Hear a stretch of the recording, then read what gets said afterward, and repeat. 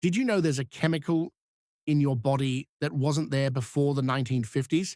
A chemical that's now found in the blood of nearly every person on Earth. It's a chemical that was hailed as a miracle of modern science, a game changer that made our lives easier and more convenient.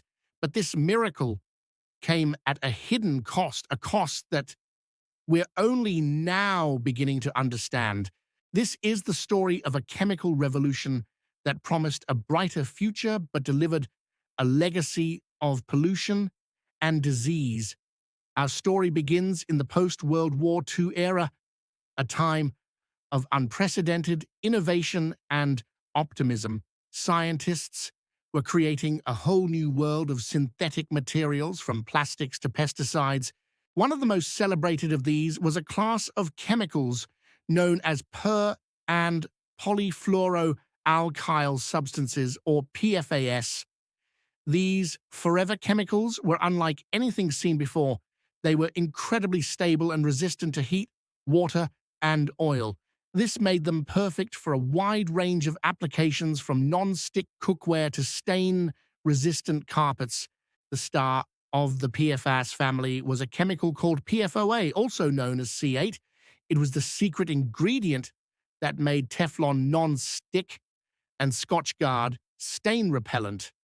These products were a huge hit with consumers, and soon PFAS were being used in everything from food packaging to firefighting foam. They were in our homes, our cars, and even our clothes. We were living in a PFAS world, and we didn't even know it. But behind the scenes, there were growing concerns about the safety of these miracle chemicals. As early as the 1950s, studies on animals showed that PFAS could cause a range of health problems, including liver damage and birth defects. But this information was kept hidden from the public. For decades, companies like DuPont and 3M, the makers of Teflon and Scotchgard, continued to produce and sell PFAS, all while knowing the potential risks. It wasn't until the late 1990s that the truth began to emerge. A lawyer named Rob Bilott, who had grown up in a town near a DuPont plant, began to investigate a series of mysterious illnesses in the community. What he discovered was a massive cover-up, a conspiracy of silence that had lasted for half a century.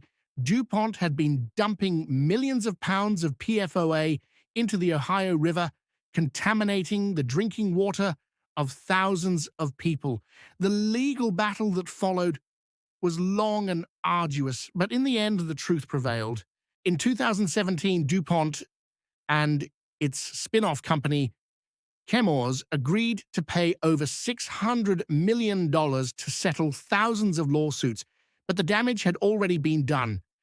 The people of Parkersburg, West Virginia, had been exposed to high levels of PFOA for decades, and they were suffering from a range of health problems, including kidney and testicular cancer. But the story doesn't end there. In recent years, scientists have discovered that PFAS are even more widespread than we ever imagined.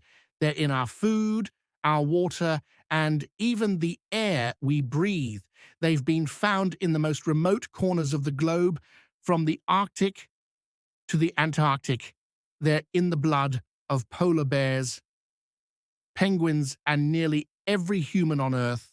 So, what can we do about it?